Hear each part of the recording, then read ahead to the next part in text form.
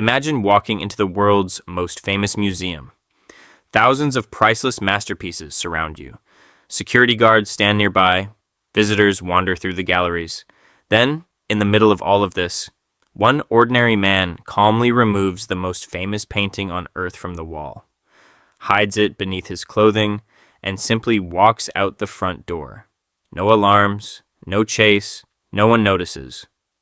For more than 24 hours, nobody even realizes the Mona Lisa is missing. How could the greatest art theft in history be carried out so easily? And why did the thief believe he was actually doing the right thing? This is the unbelievable true story of the man who stole the Mona Lisa. Paris, France, August 1911. The Louvre was already one of the world's greatest museums, attracting visitors from across the globe. Inside its walls hung thousands of priceless works of art collected over centuries. Among them was a portrait painted by Leonardo da Vinci around the early 1500s. Today, the Mona Lisa is perhaps the most recognizable painting in human history. But back then, while respected by artists and historians, it wasn't yet the global icon we know today. That would all change because of one man. His name was Vincenzo Peruggia.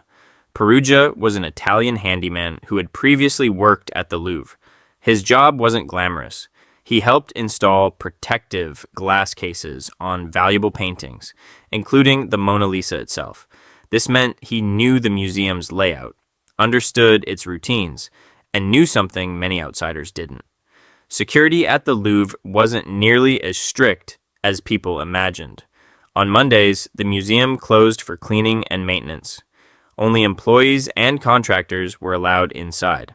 For Peruggia, that presented an opportunity almost too perfect to ignore. On the morning of August 21st, 1911, he entered the Louvre wearing the same white work smock commonly worn by museum employees.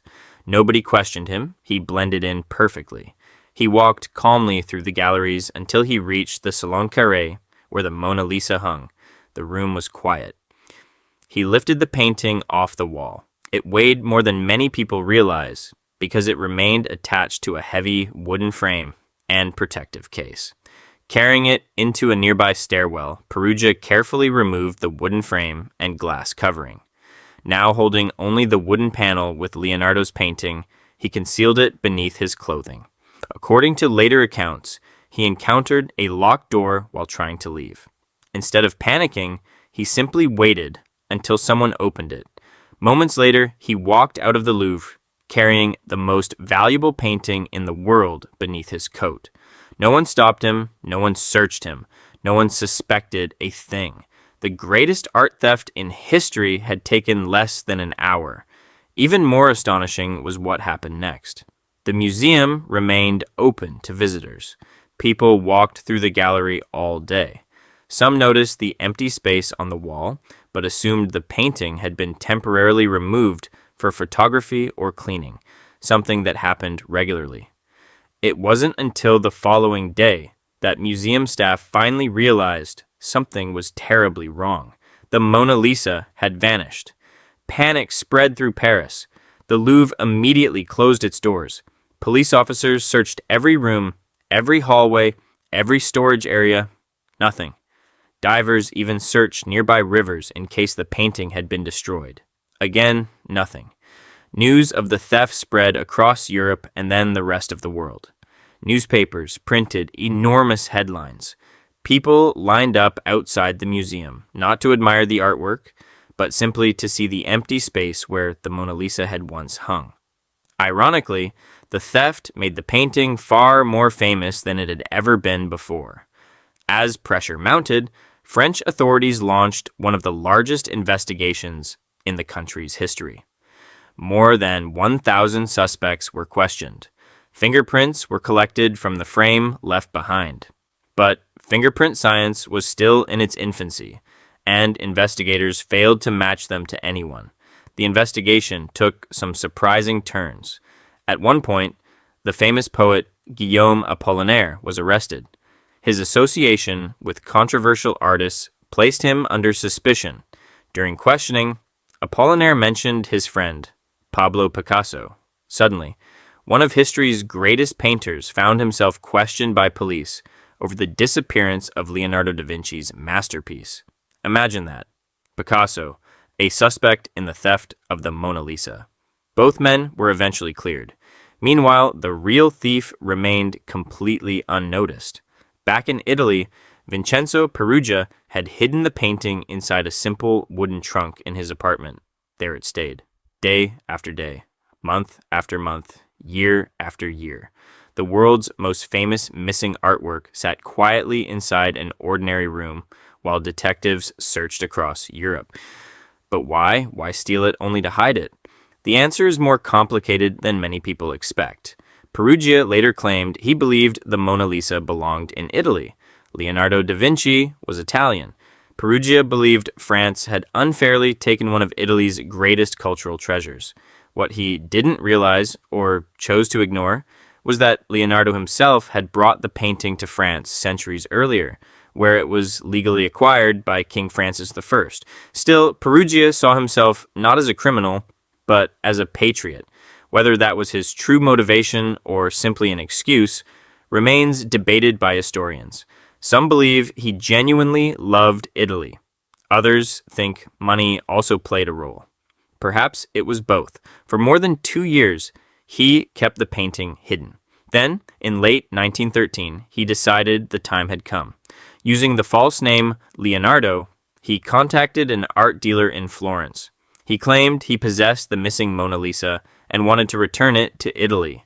At first, the dealer was skeptical. Many fraudsters had made similar claims, but curiosity won. A meeting was arranged. When the dealer opened the trunk and examined the painting, he immediately realized it was authentic. Rather than helping Peruggia sell it, the dealer secretly contacted Italian authorities. The trap had been set. Peruggia was arrested before he could leave. The missing Mona Lisa had finally been recovered. Before returning to France, the painting toured several Italian cities. Thousands of people came to see it. Many even celebrated Peruggia as a patriotic hero. Others viewed him as nothing more than a thief who had embarrassed 2 nations. His trial attracted enormous public attention. Because many Italians sympathized with his stated motives, the sentence was surprisingly light. He served only a short period in prison before eventually being released. As for the Mona Lisa, it was safely returned to the Louvre, where it remains today behind layers of bulletproof glass and some of the most advanced security systems in the world. Every year, millions of visitors gather to catch a glimpse of the small portrait that caused one of history's biggest international scandals. But perhaps the greatest irony of all is this. Before the theft, the Mona Lisa was admired mainly within the art world. After the theft, it became a global celebrity. Newspapers across continents covered the mystery. Its image appeared everywhere. People who had never cared about Renaissance art suddenly knew its name. In many ways, the theft didn't diminish the Mona Lisa's fame. It created it. Vincenzo Peruggia set out believing he was rescuing an Italian masterpiece. Instead, he accidentally transformed it into the most famous painting on Earth. More than a century later, people still ask the same question. How could someone simply walk into the Louvre, take the world's most famous painting, and walk away unnoticed? Sometimes history's greatest mysteries don't require impossible technology or master criminals. Sometimes all it takes is confidence, good timing, and everyone assuming someone else is paying attention. And that's exactly what happened. If you enjoyed this story and want to discover more unbelievable true mysteries, forgotten historical events, and incredible stories that sound too unbelievable to be real but are, make sure to subscribe and join us for the next documentary.